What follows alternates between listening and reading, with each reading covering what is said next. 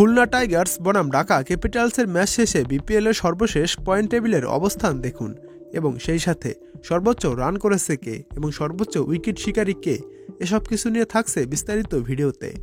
আজ বিপিএল এর 2টি ম্যাচ অনুষ্ঠিত হয়েছে। এখন পর্যন্ত বিপিএল এর মোট 8টি ম্যাচ অনুষ্ঠিত হয়েছে, আর এই সাথে ঢাকার বিপিএল এর পর্ব শেষ হয়েছে। এরপর 2 দিন বিরতি দিয়ে বিপিএল শুরু হবে সিলেটে। আজ প্রথম ম্যাচে দুর্বার রাজশাহীকে এক প্রকার উড়িয়ে দিয়েছে চিটাগং কিংস। 105 রানের বড় ব্যবধানে জয় পেয়েছে রাজশাহীর বিপক্ষে চিটাগং। এবারের আসরে প্রথম জয় চিটাগংয়ের, আর রাজশাহীর দ্বিতীয় হার। দিনের আরেক ম্যাচে খুলনা টাইগার্স ঢাকা ক্যাপিটালসকে হারিয়ে দিয়েছে। ঢাকা ক্যাপিটালস বিপিএল এর জয়শূন্য রয়েছে এখনও। প্রথমে দেখুন বিপিএল এর সর্বোচ্চ উইকেট শিকারী কে, তারপর দেখাবো সর্বোচ্চ রান সংগ্রাহক এবং বিপিএল এর সর্বশেষ পয়েন্ট টেবিল। বিপিএল এর উইকেট শিকারী তালিকায় 1 নম্বরে রয়েছে তাসকিন আহমেদ, রাজশাহীর প্লেয়ার।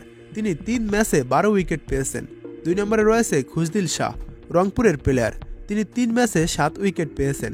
3 নম্বরে রয়েছে নাহিদ রানা, রংপুরের প্লেয়ার। নাহিদ রানা 3 ম্যাচে 6 উইকেট পেয়েছেন। 4 নম্বরে রয়েছে আবু হায়দার রনি, খুলনা টাইগার্সের প্লেয়ার। তিনি 2 ম্যাচে বিপিএল এ 6 উইকেট পেয়েছেন। এবং 5 নম্বরে রয়েছে আলিস আল ইসলাম, চিটাগং কিংসের প্লেয়ার। তিনি 2 ম্যাচে 5 উইকেট শিকার করেছেন। এবার দেখুন বিপিএল এর সর্বোচ্চ রান সংগ্রাহকের তালিকা। 1 নম্বরে রয়েছে এনামুল হক বিজয়, রাজশাহীর প্লেয়ার। তিনি 3 ম্যাচে 146 রান করেছেন, হাইয়েস্ট 73। 2 নম্বরে রয়েছে ওসমান খান, চিটাগং কিংসের প্লেয়ার। তিনি 2 ম্যাচে 141 রান করেছেন, হাইয়েস্ট 123। 3 নম্বরে রয়েছে তিশারা পেরেরা।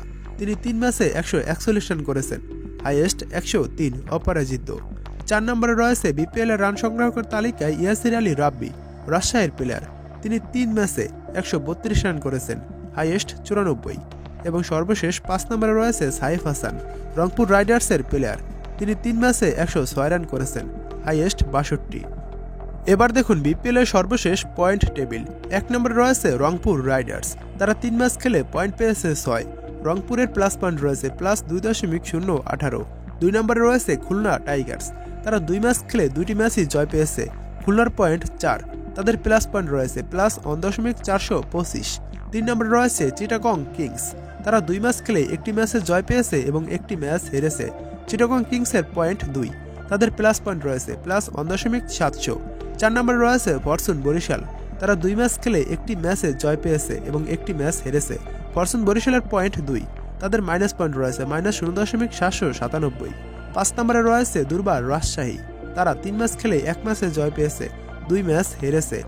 দুর্বার রাজশাহীর পয়েন্ট 2 এবং তাদের মাইনাস পয়েন্ট রয়েছে -1.771।